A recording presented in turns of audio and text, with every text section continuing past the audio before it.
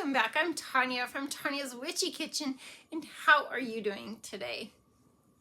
I'm doing pretty good. So as for my garden, it's pretty much done. The beets are done. The pumpkins are in the garage still. I brought some plants in. My daughter thought I was bringing my chamomile in, but I'm just like, it's just, no, I'm done with the chamomile. But I did bring my lavender. My lavender just didn't bloom. It's literally got one little stem with a little bloom on it. The thing didn't do anything. And I think the chamomile kind of overtook it, so it didn't get the sun it needed. So I brought that in, and I brought my rosemary in, because I never harvested anything off of it, which is so crazy. But like previous years, I would cut it, and I think this is a different type of rosemary than I normally bought, but I would just hack it off, you know, here or there, and then hope it would grow, and it would never really grow back very well. So this one I just kind of left, and I actually brought it into my house.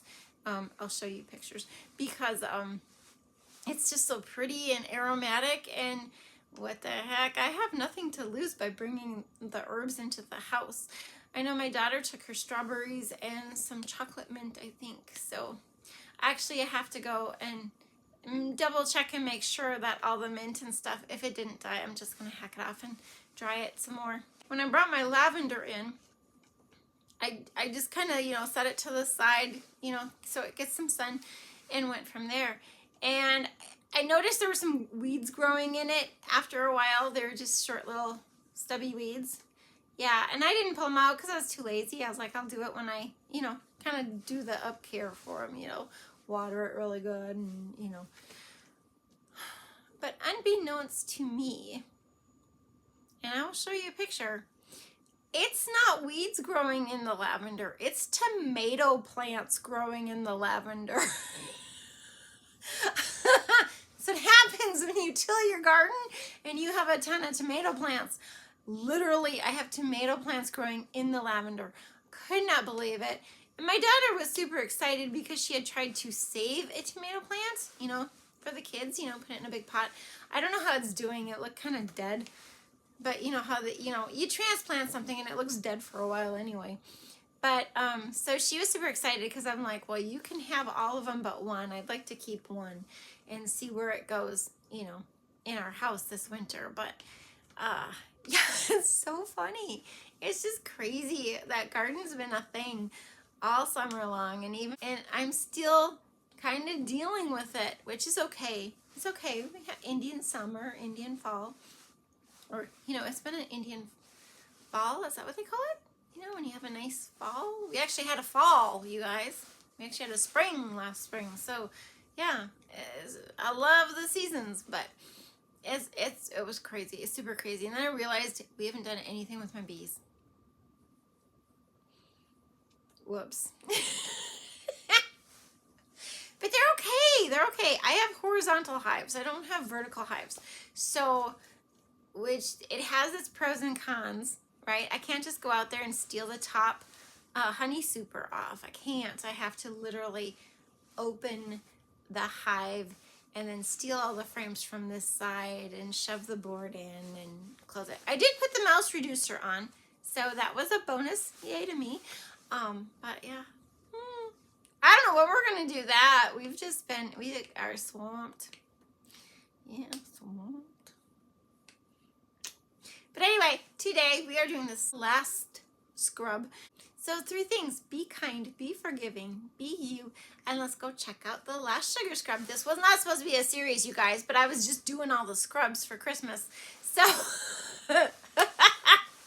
so let's go check out this last whipped sugar scrub. Okay, into our last scrub of the season. This one is what I call whipped body polish. And it starts with a soap paste. Now, I've seen some people use a melt and pour base. I think that's what she uses. Ellen Ruth soaps. I think she uses a melt and pour. I use a soap paste. So if you don't know how to make a soap paste, We're going to do that, coming up in the next month or so. I'm not sure where, because, Christmas soaps are coming up too. But, so this is a soap paste made with potassium hydroxide. Okay, it's more of a liquid. Actually, it's a dual lye. I'm lying. It's a dual lye. So it's mostly potassium hydroxide, and then there's a certain percentage, like 20%, depends on what you want it at, of the sodium hydroxide. Okay, so this is the base. So it's about 10 ounces of my dual lye shave paste, and then to this I'm going to add 11 ounces of distilled water, because I do cook it probably more than most people. And then another thing we add is glycerin, and I'm adding 5 ounces of glycerin. And literally these things are like, they're give and take. If it's 10.5 shave paste and it's 11 ounces water, or it's 10 ounces water, or it's, you have a little wiggle room with all of that. And if you've never done it before, you might want to start with a really small, tiny batch, just so you know how your paste is going to work. And if you need to adjust to more water or less water or more stearic acid, which is the next ingredient going in here, I put 4 ounces of stearic acid, because I already know how it's going to whip up. And so if you get to the point where it's not whipping like you want it to, literally remelt it. Okay, you can remelt it and add more stearic, or more water if it's too thick. Okay, just so you know. And then I put mango butter. That was mango seed butter in there. Sometimes I put shea. It's what I call my super fat. It's my moisturizing little ingredient kick there. So what we're going to do is I'm going to put this on high, because we need to melt that stearic. This is after a few minutes, and it's like, no, it's not on high, but you can see it's kind of just, it's just, it's soup. It's potato soup. And so it does take me I'm going to say an hour messing around here with my little crock pot. I mix it every maybe 10-15 minutes, and then I forget about it, and this is what happens. It's beautiful, gelatinous, and hot, but thoroughly mixed together. Everything is fully incorporated. Okay, so what I do is I leave it set overnight, just because, that's how my timing works. But so what I'm going to do here is measure and make sure I didn't lose too much of that water. It doesn't seem like it, because it seems pretty soft overall, but just making sure that my ratios are pretty close. And then, because this was a double batch, I'm going to divide it in half to make my 2 different types of whipped body polish. Yes. So divide that in 2 and put it back in the bowl. Okay, and so they're both going to be kind of similar, except there's just a couple things that are a little different. So to whip it up, once we start whipping, I always prep my stuff. I'm going to add to my 14.75, which is almost 15. Okay, so we'll round up to 15. I'm going to add 1 ounce of glycerin.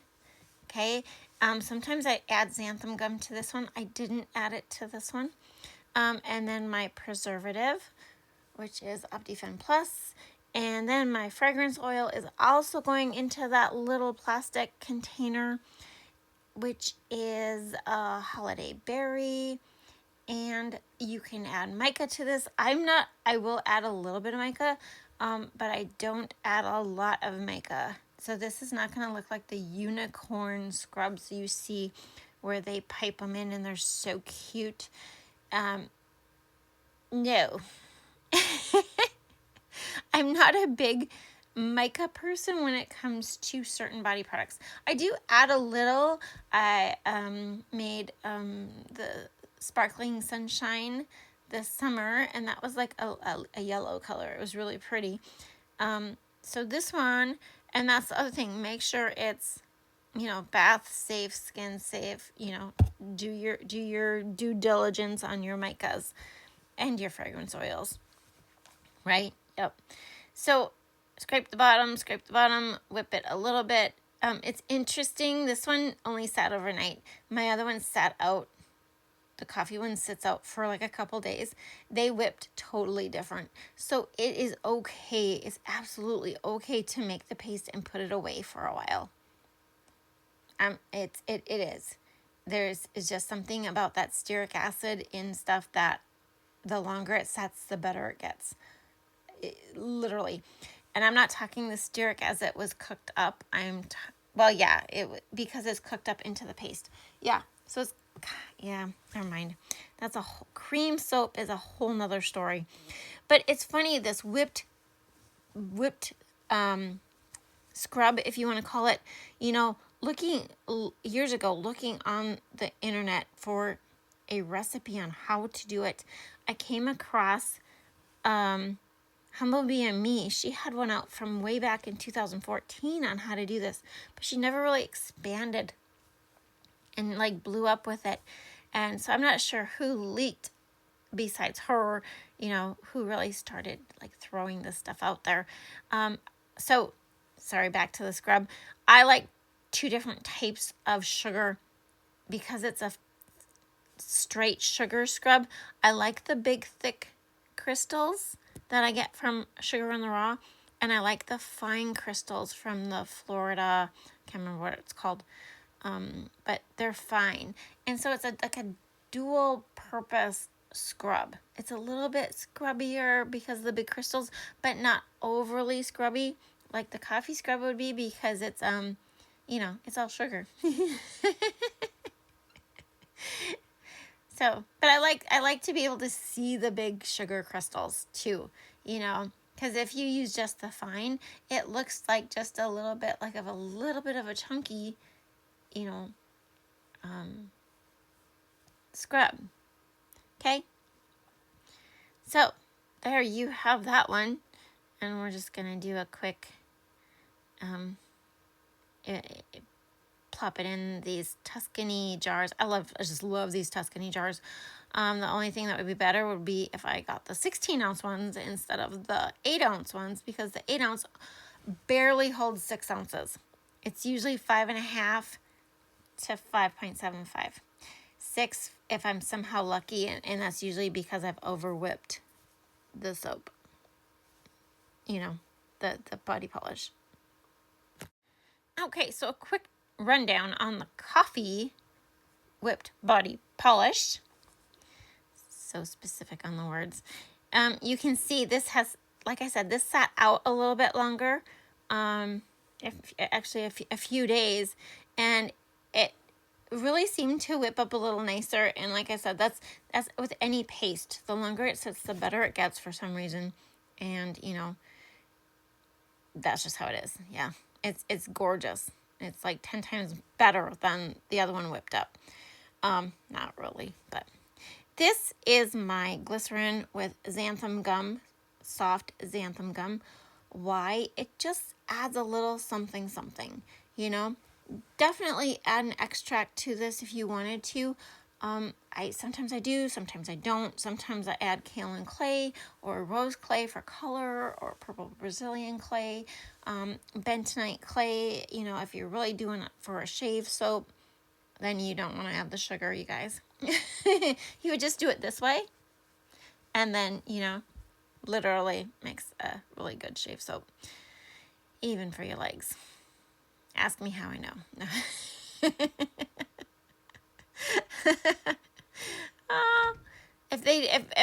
If my boys use cold water, it was a lot thicker the first test. But my husband doesn't like this at all. He prefers the shave soaps. I think he just likes playing with his little brush and dish and, whipping it up. But this does make a nice shave soap. Just add your, rinse your blade off with hot water. But that was my, we're scenting this with Cafe Latte from Brambleberry. And the preservative went in, and this is my coffee and sugar mix. It is fine sugar all the way, and it is coffee. So like a 1 to, I think I put 13 ounces of sugar in the first one, and so it's about 12 to 13 ounces of sugar with the coffee on top. Okay, it's like an ounce of coffee in there. Just, you know. Oh, and one tip about the coffee, I actually soak it in water first, and then that's how I get my coffee for like other things. And then I dry it. I put it in the oven on 200 and dry it out really, really good. And then I don't have anything bleeding. Now, this color will not discolor, but if you use like coffee shop or chocolate fudge, it will discolor to a dark brown. So then your scrub will look totally different than it would otherwise, which is always fun, you know, when you get a dark scrub. Yeah, so that was what was on the website before it was coffee shop. But this one's coffee latte, and this one smells so good too. It makes me literally, it's as bad as the coffee tallow. I just want to go get a fresh, hot cup of steaming coffee. Oh, yummy. This one I got 5.75 in all my jars. It made about 4 jars and 2 small ones, plus a tester, I think is what I got. I'm going to have to go back and look, make sure I have it all up to date. Sometimes my website is wonky. But anyway, there you go. If you have any questions, drop them in the comments below. And here is the whipped body polish, regular and coffee. I hope you had a good time. Thank you for dropping by. I will see you next time, and God bless.